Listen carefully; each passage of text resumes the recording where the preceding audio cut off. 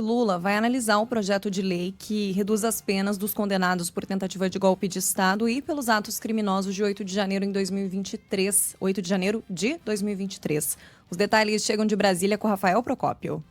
O presidente Lula deve vetar a matéria aprovada pelo Congresso Nacional nesta quarta-feira, que pretende reduzir as penas das pessoas condenadas pelos atos de 8 de janeiro. A ministra das Relações Institucionais, Gleisi Hoffmann, fez essa afirmação pela internet durante esta quarta-feira, pouco após a aprovação da matéria. A ministra classificou a redução de penas ao ex-presidente Jair Bolsonaro e demais envolvidos como um desrespeito à decisão do Supremo e um grave retrocesso na legislação que protege a democracia. O projeto de lei que trata desse tema foi aprovado no Senado com 48 votos a favor e 25 contrários. Antes de ir a plenário, o texto já tinha sido chancelado pela Comissão de Constituição e Justiça da Casa. O projeto passou com uma alteração que deixa claro que apenas os condenados pelos atos de 8 de janeiro sejam beneficiados pela proposta. O projeto passou com uma alteração que especifica que apenas os condenados pelos atos de 8 de janeiro sejam beneficiados pela proposta. Só para lembrar, e nós falamos disso aqui, que a gente precisa tomar muito cuidado para fazer os cálculos, né? Bolsonaro foi condenado a 27 anos e alguns meses, começando a cumprir em regime fechado. 6 anos e algo de regime fechado. Daí vai para casa, mas a pena é de 27 anos, ao final da qual ele fica 8 anos inelegível, porque é o que diz a lei de ficha limpa. Então, se fosse 27 mais 8, 35. 35 anos fora da política. Ele tem 70, então até os 105 anos o Bolsonaro não poderia participar de uma eleição. Aí, a pena atual reduz o tempo de cana dele de 27 para 22 ou 20, 22, pouco importa.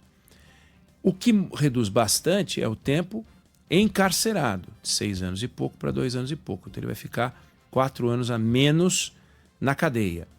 Mas se ele ficar 22 anos em cana, ele tem 70, até os 92 ele não pode, ele vai aos 100, aí ele pode disputar de eleição, não tem eleição, participar de eleição, não tem eleição presidencial quando ele tiver 100 anos, vai ter eleição presidencial quando ele tiver 102 anos, ele faz aniversário no começo do ano, então em outubro do ano que tem eleição ele vai ter 103 anos.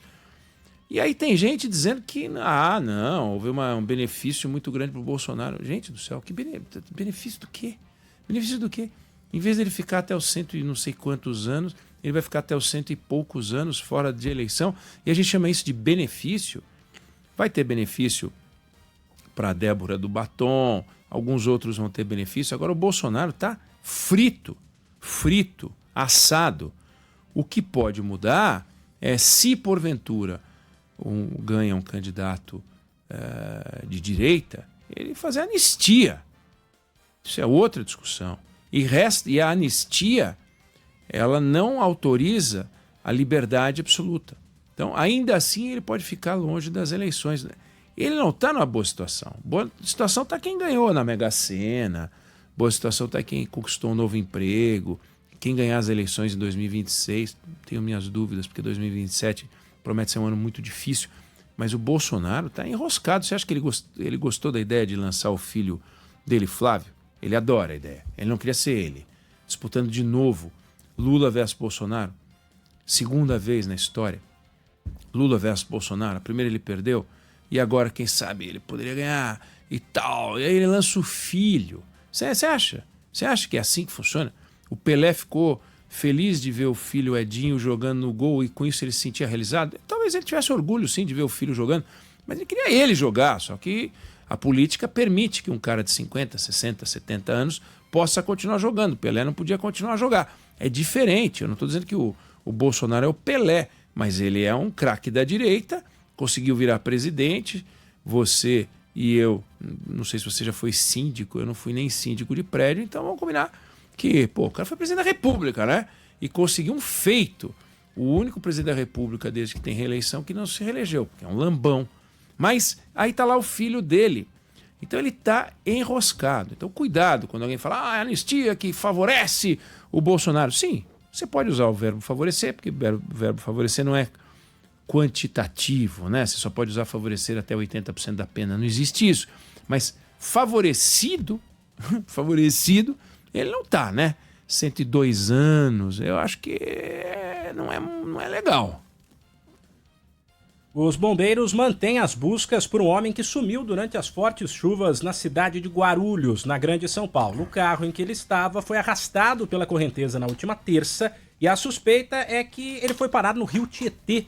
Desde o começo do mês, 7 pessoas morreram no estado de São Paulo durante os temporais, segundo a Defesa Civil. Um homem está desaparecido na região serrana do Rio de Janeiro depois de um temporal. Daniel Henrique.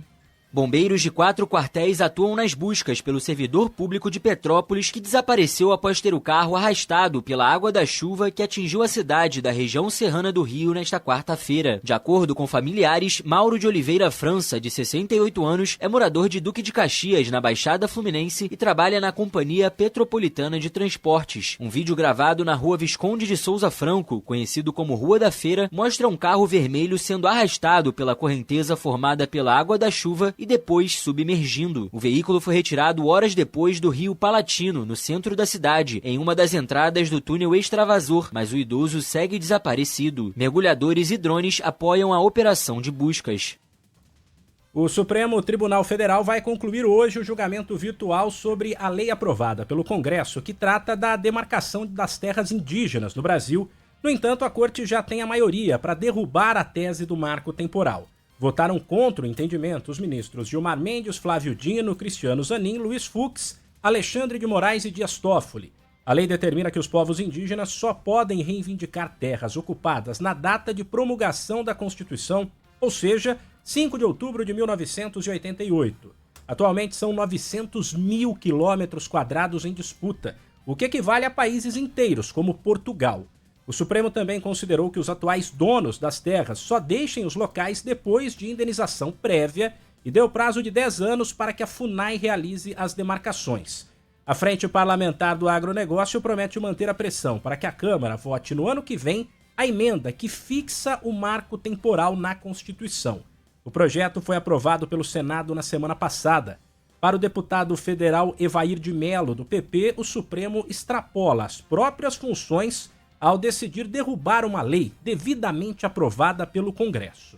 Isso traz insegurança jurídica e instabilidade, porque quem produz legislação deve ser o Parlamento e ao Supremo Tribunal Federal cumpre o seu papel constitucional, e essa não é uma matéria porque data específica não permite dupla interpretação.